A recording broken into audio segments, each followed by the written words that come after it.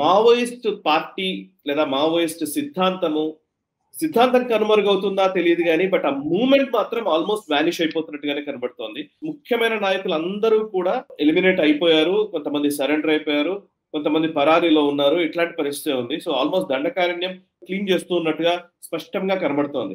Maoist కేంద్ర committee, central కమిటీయే కొంతమంది లొంగిపోమని కూడా చెప్తున్నట్టున్నారు. సో మీరెవరు సరెండర్ అవ్వమని చెప్పడానికి అని చెప్పేసి ఇంకొక వాదనలు వినపడుతున్నాయి. సో ఓవరాల్ గా ఒక స్ప్లిట్ ఉంది, ఎట్ ద సేమ్ టైం భయం నెలకొంది అండ్ సరెండర్స్ జరుగుతున్నాయి, ఎన్కౌంటర్స్ తీవ్రమవుతున్నాయి. నెక్స్ట్ ఇయర్ March 31 అని అమిత్ షా గారు డెడ్ లైన్ పెట్టారు. ఆ లోపే ఇదంతా క్లియర్ అయిపోతుందా అనే ఒక అంశం కూడా కనబడుతోంది. అన్నలు వస్తున్నారు అనగానే అన్నలు వస్తున్నారా, కలుద్దాం వాళ్ళని, RSU PDSU వీళ్ళందరూ పట్టుండే. అప్పుడు ఉస్మానియా అంటే వాళ్ళ చేతిలో ఉండే. ABVP లేదు, NSU లేదు, SFI లేరు, ఎవరు లేరు ఆ టైం. ABVP లీడర్లే రామచంద్రరావు లాంటి వాళ్ళు, మురళీధర్ లాంటి వాళ్ళు భయపడుతుండే ఉస్మానియా ఎంటర్ చేయడానికి. కానీ వాళ్ళు ఉస్మానియాలో ఉన్నారు. వాళ్ళు మెచ్చుకోవాలి, వాళ్ళు ఆ టైంలో అట్లా ఉన్నారంటే. కరెక్ట్, అటాక్స్ కూడా జరిగింది రామచంద్రరావు గారి మీద, మురళీధర్, అందరు ఇద్దరు. All of them have suffered. ఇప్పుడు ఏం చూస్తున్నా అంటే సెంట్రల్ కమిటీలోనే విభేదాలు వచ్చేసినాయి సాయి గారు. ఇది ఎప్పుడు అట్లా ఉండదన్నమాట. మనం ఏం చూస్తున్నా అంటే సడన్ గా ఈ సెంట్రల్ కమిటీ అనగానే 18-20 మంది ఉన్నారు దాంట్లో. Exact number we will never know. ఒక టైంలో గణపతి, దాని హెడ్ రామకృష్ణ, వీళ్ళందరూ పెద్ద పెద్ద లీడర్లు ఉండే. కానీ మనం ఏం చూస్తున్నట్టే లాస్ట్ ఒక బీజేపీ ఛత్తీస్గఢ్లో వచ్చిన తర్వాత కంప్లీట్గా సిఆర్పిఎఫ్ని, లోకల్ కమాండో యూనిట్స్ వాడుకొని నక్సలైట్ మూవ్మెంట్ని ఫినిష్ చేసేసారు. అటువైపు మధ్యప్రదేశ్ కానివ్వండి, మీరు మహారాష్ట్ర ఎస్పెషల్లీ గద్రిచోలి వైపు మొత్తం అక్కడ కూడా ప్రెషర్ పెట్టి ఫినిష్ చేసేస్తారు. బహుశా తెలంగాణలో నక్సలైట్స్ ఇంకా ఎంటర్ కాలేదేమో అనిపిస్తుంది, కానీ తెలంగాణ వైపు కూడా కొన్ని ఎన్కౌంటర్లు జరిగినాయి, ఎస్పెషల్లీ ఛత్తీస్గఢ్ తెలంగాణ బార్డర్ వైపు నుంచి. ఇప్పుడు ప్రాబ్లం ఎక్కడ వచ్చిందంటే సాయి గారు, నిన్న మహారాష్ట్రలో 73 మంది నక్సలైట్ సరెండర్ చేశారు. ఐ థింక్ అందరికి కంబైన్డ్ వాళ్ళ మీద ఉన్న ఒక రివార్డు 64 లక్షలు.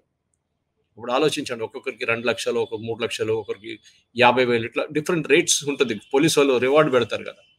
అది కాకుండా సెంట్రల్ కమిటీ మెంబర్స్ కూడా ఇప్పుడు మీరు చెప్పినట్ల ఒకరి తర్వాత ఒకరు పోతున్నారు.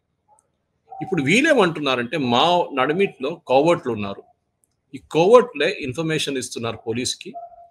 ఈ సెంట్రల్ కమిటీ మెంబర్స్ మూవ్మెంట్ అనగానే సాయి గారు, మీరు నక్సలైట్ మూవ్మెంట్ ఎప్పుడైనా చూస్తే వీళ్ళకి ప్రొటెక్షన్ చాలా హెవీ ఉంటుండే. 3 లేయర్లు ఉంటుండే ప్రొటెక్షన్. ఓకే, వీళ్ళ మీటింగ్ జరిగితే కూడా ఫస్ట్ లేయర్ క్రాస్ చేయడానికి పోలీసు వాళ్ళు కష్టపడుతుండే, 2వ లేయర్ మర్చిపోండి మీరు. అట్లాంటి పరిస్థితి నుంచి ఇప్పుడు ఒక్క లేయర్ ప్రొటెక్షన్ కూడా లేదంట సాయి గారు వాళ్ళకి. మొన్న జరిగిన ఎన్కౌంటర్లో సెంట్రల్ కమిటీ మెంబర్స్ 2 పేర్లు మీరు ఇప్పుడు చెప్పారు. వీళ్ళిద్దరు చనిపోయినప్పుడు, వీళ్ళిద్దరి మీద కాల్పులు జరిపినప్పుడు పోలీసు వాళ్ళు ఏమంటున్నారంటే వాళ్ళతో సహా ఉన్న వాళ్ళు పారిపోయారంట. గార్డ్స్, వాళ్ళ గార్డ్స్ అంటారు, వాళ్ళు గార్డ్స్ పారిపోయారంట. తర్వాత వచ్చి వాళ్ళు కూడా సరెండర్ అయిపోయారంట. అంటే ఎక్కడ దాకా పోలీసు, సరే దాని మీద ఎప్పుడైనా ఎన్కౌంటర్ అనగానే మన అందరికి డౌట్ ఉంటుంది, ఇది ఏంటి నిజం జరిగిందా లేకుంటే ఇదొక పోలీస్ కస్టడీలు తీసుకొని చంపేశారు. రైట్స్ గ్రూప్, వరవర్రావు, వీళ్ళు ఇట్లాంటి వాళ్ళు అందరూ చెప్తూనే ఉంటారు. కానీ అది సపరేట్, హర్గోపాల్ కానీ మిగతా వాళ్ళు కానీ ఇదంతా ఫేక్ ఎన్కౌంటర్ అని చెప్తుండే ముందు నుంచే. ఇప్పుడు కూడా అంతే చెప్తారు. రైట్స్ గ్రూప్ ఆల్రెడీ ఇవాళ కూడా చెప్పారు, కాదు ఇదంతా ఫేక్ ఎన్కౌంటర్ జరుగుతుంది. కానీ సాయి గారు మీకు గుర్తుంటుంది, ఒక టైంలో కొరియర్స్ అంటే వీళ్ళ దగ్గర ఒక సిస్టమ్ ఉండే, మెసేజ్ ఒక చోటు నుంచి ఒక చోటుకు పంపించడానికి. టెక్నాలజీ అంతా అప్పుడు లేకుండే, ఆ టైంలో మొబైల్ ఫోన్ రాలేదు. కానీ పోలీసు మొబైల్ ఫోన్ ట్రాక్ చేస్తారని వీళ్ళు తెలిసి కూడా వీళ్ళు ఏం చేస్తుండే అంటే కొరియర్లు పంపిస్తుండే. అంటే especially students, young students, college students, ఈ కమ్యూనిస్ట్ భావజాలం ఉన్న వాళ్ళని తీసుకొని మెసేజెస్ పంపిస్తుండే. ఒక సెంట్రల్ కమిటీ మెంబర్ నుంచి ఇంకొకరికి, ఇంకొక ఏరియా కమిటీ మెంబర్ నుంచి ఇంకొకరికి, దళం కమాండర్స్ నుంచి ఇంకొకరికి. ఈ మెసేజెస్ అక్కడిక్కడ పోతుండే. కానీ ఇప్పుడు ఆ కొరియర్లే కనిపించట్లేదు సాయి గారు. కంప్లీట్గా వాళ్ళని కూడా వైప్అవుట్ చేసేసారు. బహుశా మీడియం ఆఫ్ కమ్యూనికేషన్ మార్చి ఉంటారు వీళ్ళు. ఎందుకంటే ఒక కొరియర్ని పట్టుకున్నారు అనుకోండి పోలీసు, వాళ్ళని మొత్తం టార్చర్ చేసి ఇన్ఫర్మేషన్ తీసుకుంటారు వాళ్ళ దగ్గర నుంచి, ఎక్కడ ఉన్నారు, ఎక్కడ పోతున్నారు, ఏం చేస్తున్నారు. కానీ ఆయనకేం తెలియదు, ఈ కొరియర్ ఏమో పాయింట్ A నుంచి పాయింట్ Bకి వెళ్ళమంటున్నారు అంతే. కానీ ఇప్పుడు జరిగిన ఎన్కౌంటర్లో ఈ అభయ్, దానికన్నా ముందు అభయ్ అనే మనిషి, ఎందుకంటే ఇది బహుశా ఈ లెటర్ August 24 రాసి ఉంటుంది సాయి గారు. ఆ రోజు రాసిన లెటర్ ఇది. మేము సరెండర్ చేయబోతున్నాం, మా ఆయుధాలన్నీ మేము పోలీసు వాళ్ళకి ఇచ్చేసి వీఆర్ సరెండరింగ్ అని చెప్పి అభయ్ అని చెప్పి వాళ్ళ ఒఫీషియల్ స్పోక్స్ పర్సన్ ఆయన ఒక నోట్ ఇష్యూ చేశారు. నా ఈ నోట్ ఇష్యూ చేసింది కరెక్టే, కానీ ఇమ్మీడియట్గా రియాక్షన్ ఏమొచ్చిందంటే నువ్వు ఎవడరా చెప్పడానికి అని చెప్పేసి ఈ వేణుగోపాల్, ఈయన యాక్చువల్ పేరు వేణుగోపాల్, వేణుగోపాల్ని అడిగారంట. మల్లోజు వేణుగోపాల్ 69 సంవత్సరాలు. ఈయన 70లో ఎక్కడో కనిపించకుండా పోయాడు, సిరిసిల్ల అనుకుంటా, వరంగల్ నుంచి. దాని తర్వాత ఇప్పుడు ఈ మెసేజ్ వచ్చింది పోలీసు వారికి. ఫస్ట్ ఒక వారం రోజు వీళ్ళ దగ్గర డౌట్ ఉండే, ఈయన నిజం చెప్తున్నాడు. దాని తర్వాత Telangana special intelligence branch confirm చేశారు. ఈ ఇన్స్ట్రక్షన్స్ చాలా క్లియర్. ఈ సరెండర్ చేయడం అనేది వేణుగోపాల్ పెట్టిన మెసేజ్ కరెక్టే. కానీ ఇప్పుడు ఏమవుతుందంటే పీపుల్స్ గెరిల్లా ఆర్మీ నుంచి దట్ ఫోర్సిబుల్లీ ఇన్ని ఆయుధాలు పడేసి వెళ్ళిపోమంటున్నారు సెంట్రల్ కమిటీ వాళ్ళు. ఆలోచించండి, సిసి నుంచి వచ్చిన ఇన్స్ట్రక్షన్స్ ఇది. అప్పుడు డెఫినెట్గా ఈ డిస్ప్యూట్ ఇప్పుడు August 15th డేట్ పెట్టి పంపించిన లెటర్ కానివ్వండి, అభయ్ అని ఈయన మల్లోజి వేణుగోపాల్ కూడా స్పోక్స్ పర్సన్గా పంపించిన లెటర్ కానివ్వండి, టెంపరరీ రెనౌన్స్ ఆర్మ్స్ స్ట్రగుల్ అంటున్నారు and laid on arms. Temporary ఉండదు సాయి గారు, ఒకసారి సరెండర్ చేస్తే అంతే సంగతి. ఎందుకంటే పోలీసు వాళ్ళ చేతులు దొరికితే పోలీసు వాళ్ళు ఫినిష్ చేసేస్తారు, ఇంకా మిగతా ఎవరు దొరికితే వాళ్ళు ఫినిష్ చేసేస్తారు. కానీ వేణుగోపాల్ పరిస్థితి చూస్తే మనకి సెంట్రల్ కమిటీలో కూడా చాలా మటుకు పాలిటిక్స్ వస్తుంది సాయి గారు, అక్కడ తెలిసిపోతుంది అన్నమాట. ఎందుకంటే దీనికన్నా ముందు 2010లో చెరుకూరి రాజ్ కుమార్ ఆజాద్ అని పేరు ఉన్నాయి, అన్ని ఎన్కౌంటర్లో చంపారు పోలీసు వాళ్ళు. అప్పటి నుంచి వేణుగోపాల్ కూడా కనిపించకుండా పోయారు. ఇన్ఫాక్ట్ 1970s నుంచే కనిపించట్లేదు. ఇన్ఫాక్ట్ ఈ దాంట్లో డామినేషన్ మీరు చూడండి సాయి గారు, యూజువలీ బ్యాక్వర్డ్ క్లాస్ నుంచే ఎక్కువ ఉంటారు. కానీ Venugopal is a Brahmin and that Telangana నుంచి ఫీల్డ్ కమాండర్గా పనిచేశారు. సెంట్రల్ కమిటీలో 30 సంవత్సరాలు దాకా ఉన్నారు. Party public voice. పాయింట్ కూడా ఉంది సార్, ఇంకో పాయింట్ కూడా ఉంది మీరు అన్నట్టుగా. అగ్రవర్ణాలు పేదవాళ్ళు అనే, అంటే బేసికలీ నిమ్న వర్ణాలు అగ్రవర్ణాలు అని బాగా చెప్తూ ఉంటారు. అంటే వివక్షకు గురి చేసింది అగ్రవర్ణాల వాళ్ళు అని. ఎస్, వివక్షకు గురి చేసింది అగ్రవర్ణాల వాళ్ళైతే ఆ అగ్రవర్ణాల వాళ్ళందరూ లెఫ్ట్ లోనే ఉన్నారనేది నా అభిప్రాయం. సో మీరు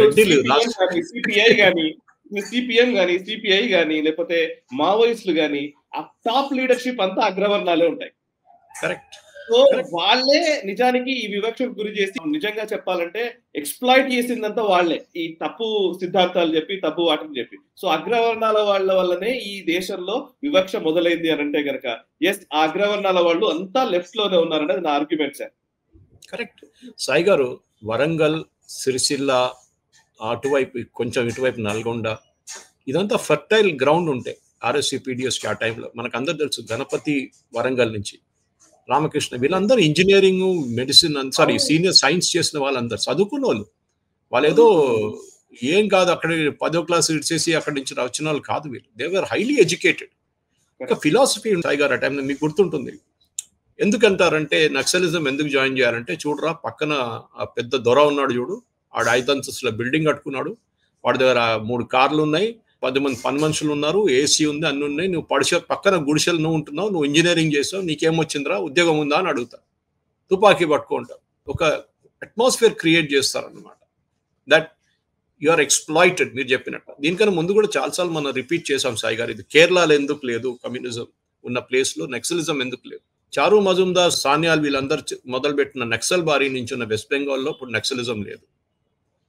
తెలంగాణలో ఎందుకుండే, ఛత్తీస్గఢ్లో ఎందుకుంది, జార్ఖండ్లో ఎందుకుంది, గడ్రిచోలీలో ఎందుకుందంటే అక్కడ గవర్నమెంట్ ఫెయిల్ అయ్యారు సాయి గారు. ఇప్పుడు గవర్నమెంట్ కాదు నేను చెప్పేది. మనం 60 సంవత్సరాలు ఉన్న కాంగ్రెస్ పరిపాలన కానివ్వండి, 75 సంవత్సరాలు మోదీ గారు లాస్ట్ 11 సంవత్సరాలు తీసుకొచ్చిన మార్పులు నార్త్ ఈస్ట్లో ఒకటే కాదు సాయి గారు. ఈ నక్సల్ ఎఫెక్టెడ్ ఏరియాస్లో 75 సంవత్సరాల తర్వాత బస్తర్లో ఫస్ట్ బస్ వచ్చింది సాయి గారు. ఆలోచించండి, 75 సంవత్సరాల తర్వాత ఫస్ట్ బస్. వాళ్ళ దగ్గర ఒక టెలివిజన్ సెట్ వాళ్ళ విలేజ్కి ఇచ్చారు, ఫస్ట్ టెలివిజన్ సెట్ అంట ఆ ఏరియాలో. ఆలోచించండి, అంటే డెవలప్మెంట్ వెళ్ళలేదు. ఇది నక్సలిజంది అన్నిటికంటే పెద్ద అడ్వాంటేజ్. చూడండి, మీకు ఏమి ఇవ్వట్లేదు, గవర్నమెంట్ మీ డబ్బులన్నీ తినేస్తున్నారు, ఇట్లాంటి లాజిక్ బ్రెయిన్ వాష్ చేసే నక్సలిజం అని. కానీ గవర్నమెంట్ ఏం చేశారు, అదే డెవలప్మెంట్ తీసుకొచ్చారు. డెవలప్మెంట్ తీసుకొచ్చినప్పుడు ఏమైందంటే వీరికి ఇంకా ఎక్స్క్యూజ్ ఏం లేదు. ఊరోళ్ళు ఏమంటున్నారంటే, పల్లెటూరులో ఆదివాసులు ఉన్న వాళ్ళు ఏమంటున్నారు, అరే మాకు వచ్చింది కదా, బస్సులు వచ్చినాయి, మాకు స్కూల్ కడుతున్నారు, మాకు కుట్ మిషన్ ఇస్తున్నారు మా మహిళలకి, ఇంకేం కావాలి మాకు, మేము బాగానే ఉన్నాం కదా, నువ్వు అన్నలు మీకేం పని ఉందన్న, వెళ్ళిపోండి అన్న అంటున్నారు. ఇది ప్రాబ్లం. వాళ్ళు ఇప్పుడు వాళ్ళు they have no other reason to fight. దానికోసం సాయి గారు చూడండి, బాటమ్ లెవెల్ నుంచి వెళ్ళిపోతున్నారు. టాప్ లెవెల్ ఒకటే కదా, టాప్ లెవెల్ కూడా ఫినిష్ చేసేస్తున్నారు. సెంట్రల్ కమిటీ లెవెల్లో, జోనల్ కమిటీ లెవెల్లో, దళం కమాండర్స్ లెవెల్లో, బాటమ్ లెవెల్లో కూడా పోతుంది కంప్లీట్గా. అది ఎందుకంటే ఒకసారి మీ రిక్రూట్మెంట్ అక్కడి నుంచే జరుగుతుంది. ఎందుకంటే ఈ అబ్బాయి కానీ మిగతా వాళ్ళు కానీ సెంట్రల్ కమిటీ మెంబర్లు వీరందరూ కింద నుంచి వచ్చారు కదా పైదాకా. నక్సలిజం ఏం చెప్తే కానీ ఒక ఫార్మల్ సిస్టమ్, ప్రమోషన్ సిస్టమ్ ఉంటుంది. ఆర్మీ లాగానే మీకు కాంపిటెన్స్ పెట్టి, మీ ట్రైనింగ్ పెట్టి మిమ్మల్ని పైకి తీసుకెళ్తారు. కానీ ఏ రోజు చంద్రబాబు నాయుడు మీద అలీపీర్లో ఆ రోజు దాడి జరిగిందో ఆ రోజు నుంచి ఐ థింక్ గవర్నమెంట్ కూడా ఒక మార్పు వచ్చేసింది. ఇప్పటి నుంచి వీళ్ళ మీద సింపతి ఎక్కర్లేదు. కానీ దాని తర్వాత రాజశేఖర్ రెడ్డి గారు చేసిన చిన్నగా పెద్ద తప్పు యాక్చువల్లీ నక్సలైట్స్ నెగోషియేట్ చేయడం. రామకృష్ణ ఇట్లాంటి వాళ్ళు మనం చూసాం వచ్చి ఎంసీఆర్ హెచ్ఆర్డి ఇన్స్టిట్యూట్లో కూర్చొని నెగోషియేట్ చేశారు. కానీ ఏం రాలేదు. డెఫినెట్లీ అందరికి తెలిసి ఏం జరగదు, కానీ చేశారు నెగోషియేషన్. ఇప్పుడు చూడండి సాయి గారు, నక్సలిజం అనే ఒక మూవ్మెంట్ని అమిత్ షా గారు ఏప్రిల్ లోపల ఫినిష్ చేసేస్తా అంటున్నారు. నా డౌట్ వీళ్ళు ఏప్రిల్ దాకా ఆగక్కర్లేదు, బహుశా జనవరి ఫిబ్రవరిలో ఈ అవుట్ఫిట్ మొత్తం ఫినిష్ చేసేస్తారు వీళ్ళు. ఇప్పుడు సెంట్రల్ కమిటీలో ఉన్నది 10 మంది అంటున్నారు సాయి గారు. దాంట్లో నాకు డౌట్ ఉంది 10 కాదు 8 or 6 మంది ఉన్నారు ఇప్పుడు. మిగతా వాళ్ళందరినీ పోలీసు ఒక్కటి హంట్అవుట్ చేసి తీసేస్తున్నారు. బాటమ్ లెవెల్ నుంచి అందరిని సరెండర్ చేపిస్తున్నారు. వీళ్ళకి ఇప్పుడు గార్డ్స్ ఉండవు, ఏముండవు. వీళ్ళు ఇంకా ఆయుధాలు పడేసి మెయిన్ స్ట్రీమ్ లైఫ్లో జాయిన్ కావడం బాగుంటుంది. లేకుంటే వీళ్ళకు కూడా ఒకరోజు పోలీసు వాళ్ళ చేతులు దొరుకుతారు, వాళ్ళు ఎన్కౌంటర్ చేసేస్తారు. అదే జరగబోతుంది. కానీ Naxalism as a philosophy out అయిపోయింది సాయి గారు. It's no longer in existence. మీరు సిపిఐ ఎంఎల్ చూడండి సాయి గారు, ఇక్కడ బీహార్లో ఇదే ఫిలాసఫీ వాళ్ళకు కూడా ఉంది. వాళ్ళు 6 నుంచి 8 సీట్లు గెలుస్తారు ఈచ్ టైం బీహార్లో.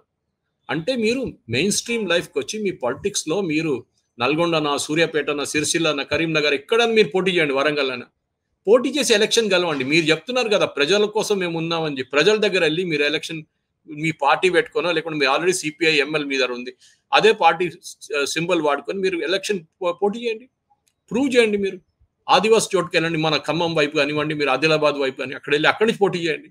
And then you prove that మేము ప్రజల కోసం ఉన్నాం, ప్రజల కోసం గెలిచామని.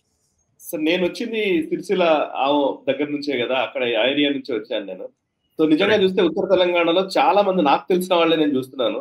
మావోయిస్ట్ దళ కమాండర్లుగా పనిచేసిన వాళ్ళు, లేకపోతే మావోయిస్టులో ఆ కాలంలో అంటే నేను బాల్యంలో ఉన్నప్పుడు చాలా మంది మావోయిస్ట్ లీడర్స్ ఉండేది. వాళ్ళ పిల్లలు, వాళ్ళ నెక్స్ట్ జనరేషన్స్ అందరూ కూడా లిటరల్ గా మాట్లాడితే వాళ్ళు అయోధ్య గురించి మాట్లాడుతున్నారు, వాళ్ళు ఈ దేశ అభివృద్ధి గురించి మాట్లాడుతున్నారు, కార్పొరేట్ జాబ్స్ గురించి మాట్లాడుతున్నారు, కెరీర్ గురించి మాట్లాడుతున్నారు.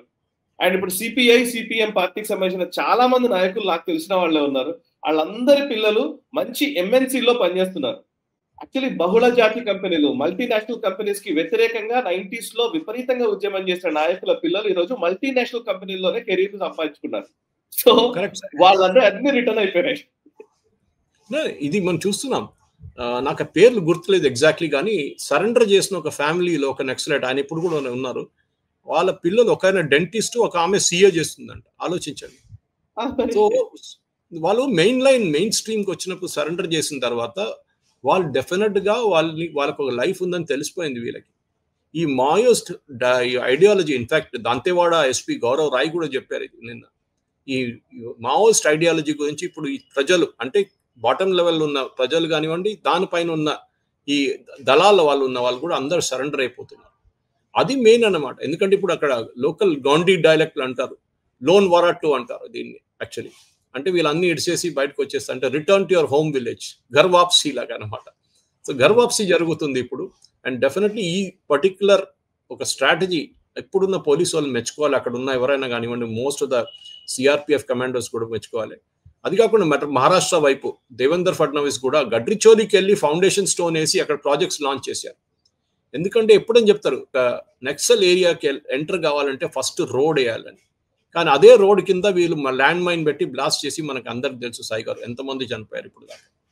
ఇదంతా సుక్మాల కానీ మిగతా ప్లేస్లో కానీ. సో ఆ అడ్వాంటేజ్ మీరు తీసేసేయండి, వాళ్ళకున్న అడ్వాంటేజ్ మీరు కంప్లీట్గా తీసేస్తే నక్సలైట్స్కి మళ్ళీ ఫిలాసఫీ ఉండదు. డెవలప్మెంట్ చేసి చూపించండి. నార్త్ ఈస్ట్ కూడా అదే చూస్తున్నాం కదా సాయి గారు. నార్త్ ఈస్ట్లో ఏముండే, ఎక్కడో ఉన్న నార్త్ ఈస్ట్ ఏం పోయింది అని చెప్పి మన్మోహన్ సింగ్ కానీ దానికన్నా ముందున్న కాంగ్రెస్ ప్రధానమంత్రులు చెప్పుకున్నారు. కానీ ఇప్పుడు చూడండి సాయి గారు, రోడ్లు కడుతున్నాం, మిజోరాంకి ఆఫ్టర్ 75 years ఒక ట్రైన్ వచ్చింది సాయి గారు. 75 సంవత్సరాలు తీసుకుని ఒక ట్రైన్ ఒక రైల్వే ట్రాక్ వేయడానికి ప్రయారిటీలో లేరు వాళ్ళు. సో ఇదే నక్సలిజం కూడా దానికి చూడండి. వెస్ట్ బెంగాల్ గురించి మాట్లాడడం, కేరళ గురించి, ఎందుకంటే ల్యాండ్ రిఫార్మ్స్ చేశారు సాయి గారు అక్కడ, చాలా ఇంపార్టెంట్. ఇంకోటి డిస్పారిటీ ఆఫ్ వేజెస్, ఒకడు కోట్లు సంపాదిస్తాడు, ఇంకోటికి అసలు తినడానికి తిండే లేదు. ఇక్కడే వస్తుంది కదా ఈ డైకాటమీ వస్తుంది. వాడిని బ్రెయిన్ వాష్ చేశాడు, ఏం లేను అని. చూడరా వాడు చూడు ఎంత సంపాదిస్తున్నాడు, ఇన్ని పెద్ద పెద్ద బిల్డింగ్లు కట్టుకున్నాడు, నీకేముంది, నీ దగ్గర ఏం లేదు. క్లాస్ ఎనిమీస్, ఎందుకంటే ఈ క్లాస్ ఎనిమీస్తోనే మొదలైంది ఇది. ఏది ఒక చిన్న కాంట్రాక్టర్ కానీ వాడు ఒక 2 కార్లు కొనుక్కుంటే వాడు క్లాస్ ఎనిమీ అయిపోయాడు. ఇది కమ్యూనిస్ట్ ఫిలాసఫీ నుంచి వస్తుంది. బూర్ష్వా, వాడు ఒక ఫ్యాక్టరీ పెట్టుకొని చిన్న కిరాణా షాప్ పెట్టుకుంటే వాడు బూర్ష్వా అయిపోతాడు ఇమీడియట్లీ, వాని చంపాలి. సో ఆ ఒక కాన్సెప్ట్, ఎందుకంటే ముందు మనం చూస్తుంటే సాయి గారు పోలీస్ ఇన్ఫార్మర్స్ అని చెప్పి వీళ్ళు ఆదివాసీ ఏరియాలో మీటింగ్లు పెట్టి ఇద్దరిని చంపేస్తారు. ఒక టీచర్ ఉంటాడు, లేకుంటే ఇంకెవరిని ఉంటారు. ఆ భయం, ప్రజలకు ఆ భయం ఉండే వీళ్ళు వచ్చి ఏమైనా చేయొచ్చు అని. ఇప్పుడు ఆ భయం పోయింది సాయి గారు. ఇప్పుడు పోలీస్ అప్పర్ హ్యాండ్ నౌ. దీంతో నక్సలైట్ మూవ్మెంట్ బహుశా ఇంకా నెక్స్ట్ 3-4 monthsలో కంప్లీట్ గా ఫినిష్ అయిపోతుంది. ఈ వీడియో మీకు నచ్చినట్టయితే లైక్ చేయండి, 10 మందికి షేర్ చేయండి. అలాగే కామెంట్ల రూపంలో మీ అభిప్రాయాలను మాతో పంచుకోండి. Nationalist hub group of channels ను సబ్స్క్రైబ్ చేసుకుని తెలుగునాట జాతీయవాద జర్నలిజాన్ని ప్రోత్సహించండి. ఈ వీడియో కింద ఉన్న బెల్ ఐకాన్ పై క్లిక్ చేయడం మర్చిపోవద్దు.